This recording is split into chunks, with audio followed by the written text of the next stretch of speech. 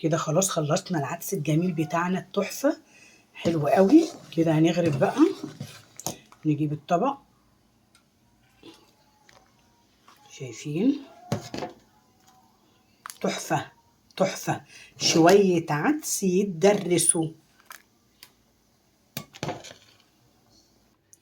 احلى شويه عدس تحفه، جميل جدا بالشعريه والبصل، حكايه بجد. طبعا يا جماعه مش لازم بقى ان احنا كل يوم لحمه وفراخ وسمك ومش عارفه ايه، طبعا رمضان داخل علينا ان شاء الله، كل سنه وانتم طيبين.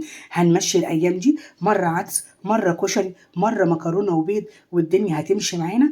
والله الاكل ده بياكل احسن من اللحمه والفراخ والسمك. بصوا تحفه، جميله جدا، مش شطشطه قوي قوي قوي قوي. انا بصراحه بحب الحاجه سبايسي يعني. الله، قسما بالله تحفه، تحفه التحفه كمان. اتمنى تجربوا الوصفه ان شاء الله وتعجبكم، واقول لكم مع السلامه، كل سنه وانتم طيبين. ما تنسوناش بقى في اللايكات والكومنتات بتاعتكم. باي باي. السلام عليكم ورحمة الله وبركاته، ازيكم حبايب قلبي، عاملين ايه؟ كل سنة وانتم طيبين. طبعا الايام دي بقى والفترة ديت احنا هنمشي الدنيا كده، وهنعمل حاجات بسيطة واكلات بسيطة، لان كده كده رمضان داخل علينا، وهناكل وهنشرب كتير. وبصوا يعني هنغرقها في رمضان. طبعا اللي هياكل لحمة وفراخ كل يوم وسمك ومش عارفة ايه، فالدنيا هتبقى ايه تمام معانا قوي. طبعا انا النهارده هعمل ايه؟ هعمل عدس حلو كده. انا هنا غاسله العدس اهو، تمام. هحطه، طبعا احنا مش هنرمي حاجه، حرام حرام حرام، حتى والنبي لو حبايات حرام. انا ما برميش حاجه بصراحه يا جماعه، والله بستحرم اي حاجه تترمي. تمام. على العدس بقى بحط جزر، وبحط فلفل، وبحط توم، وبحط بطاطس، وبحط بصل وطماطم. تمام. كل ده كده اهو على الخضار ده بتاعنا كله على العدس. عايزه تحطي ميه من الحنفيه عادي، عايزه تحطي ميه زي ما انا ما هحط كده من الكاتل عادي خالص براحتك، بس انا بحط من الكاتل عشان تساعد معايا التسويه واخلص على طول. لو انت ما عندكيش كاتل بقى عادي براحتك، يعني حطي ميه من الحنفيه عادي والله مش هيجرى اي حاجه. انا بس هحط كده علشان تساعد معايا في التسويه، لان انا ما كانش في نيتي ان انا اعمل عدس النهارده. انا كان قلت ان انا هقضيها كده وخلاص. طبعا الجو ساقع جدا جدا جدا، والجو ده مش عايز غير عدس. تمام.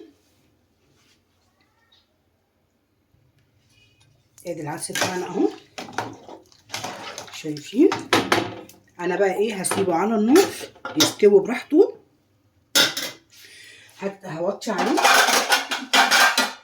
علشان هو بيفور، هوطي عليه عشان خاطر ان هو بيفور. تمام. سيبيه بقى براحته خالص. وانت بقى ايه، شوفي هتعملي ايه، مثلا هتغسلي مواعين، عندك حاجات هتتعمل، عندك حاجات عايزه تتروق، عبل هو ما يستوي تكون انت خلصتي اللي وراكي، يبقى انت عملتي كذا حاجه كده في وقت واحد. تمام. كده بيغلي اهو، بس هو كده محتاج ميه علشان ايه،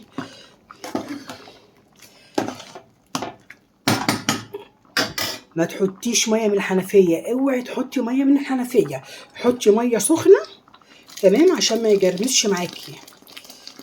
تمام، حطي ميه سخنه، وهو كده كده هياخد كل الميه دي كمان، يعني هيشرب كل الميه دي. لسه ما استواش ولا الخضار استوى ولا اي حاجه. تمام.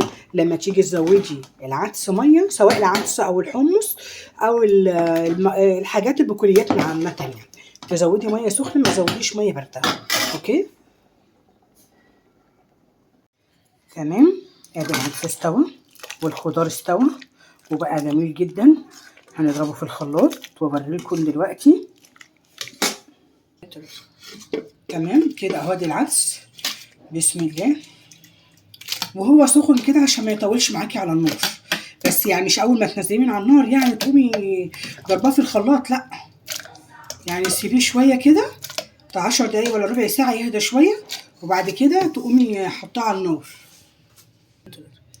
بصوا بقى، انا بحط وانا بضربهم بحط البهارات، بحط الكمون، بحط الشطه، بحط الملح. العدس ما بتحطلوش اكتر من كده. نضرب بقى كل ده في الخلاط.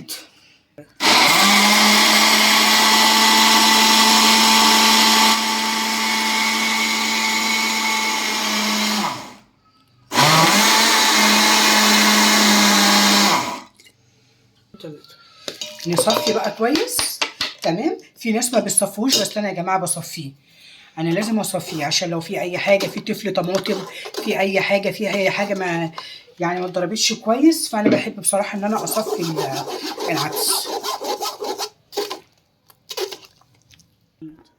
كده خلاص اهو العدس عملناه وضربناه، وفي كل البهارات بتاعته والملح والكمون وكل حاجه تمام. تمام كده. دلوقتي بقى هنروح على البوتاجاز، تعالوا هنشوف هنعمل ايه. تمام كده. ادي الحله، نشغل النار بس الاول عليها، ونحط معاها بقى معلقتين سمنه، واوريكم بقى نعمل ايه دلوقتي. بس ننشف الميه دي. استنى بس اصفي شويه الميه دول عشان تنشف اسرع يعني. نحط بقى معلقتين سمنه بلدي كده حلوين. تمام. هم دول اللي هيطعموا العدس بتاعنا.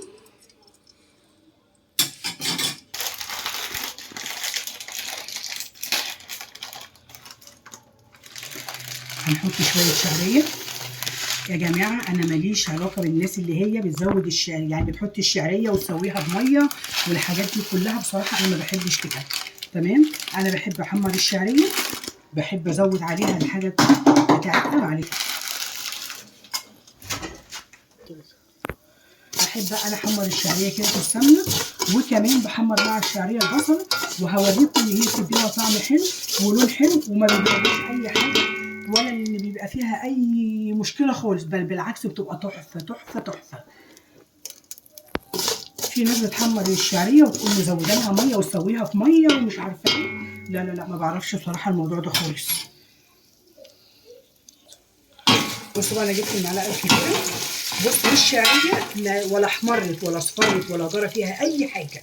تمام. يا دوبك بس ان انا هي كده بس، يا دوبك تعتبر اتشمعت يعني.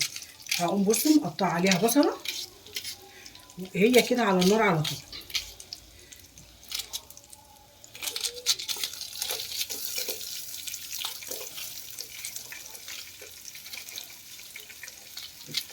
وهتبقى تحفه وهتتحمر مع الشعريه وهتبقى جميله، ولا بقى اي حاجه بقى من اللي بيعملوها دول، ولا تسوي الشعريه لوحدها ولا بصله تحمريها لوحدها ولا اي حاجه من دي خالص والله.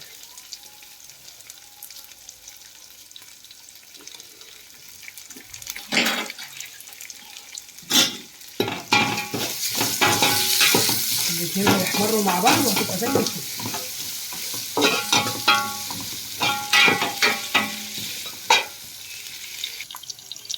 بصوا بقى شايفين تحفه ازاي، جميله جدا، والاتنين هيحمروا مع بعض والطعم هيبقى تحفه، جميل جميل جميل.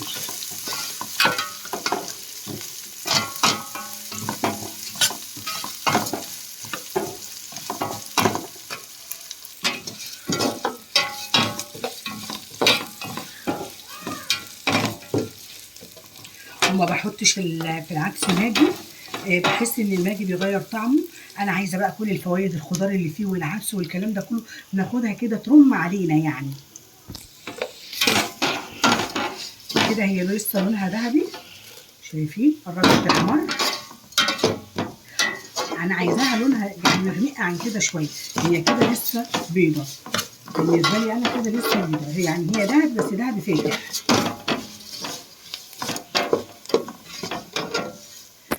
احلى حاجه في الشتاء بتاكل عدس، كشري، محشي طبعا، خضار.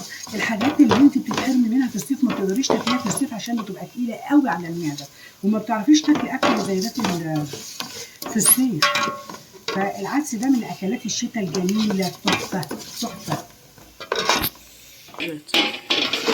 البصله احمرت والشعريه احمرت والاتنين بقوا زي الفل. شايفين البصله اصفرت اهي، شايفين عامله ازاي.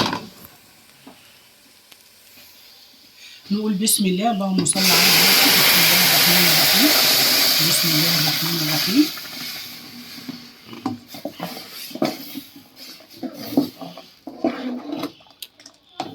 طبعا هو هيتقل دلوقتي كده. بصوا العدس تقيل وخلص وبقى زي الفل. نغرف بقى وناكل واوريكم دلوقتي.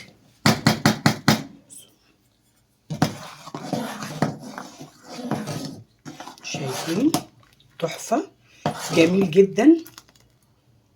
طبعا انت ما تنزليش العدس من على النار والشعرية مستوية 100%، كده هيجرمس معاك وهيبقى تقيل جدا، وانا بصراحة بحبه مظبوط يعني.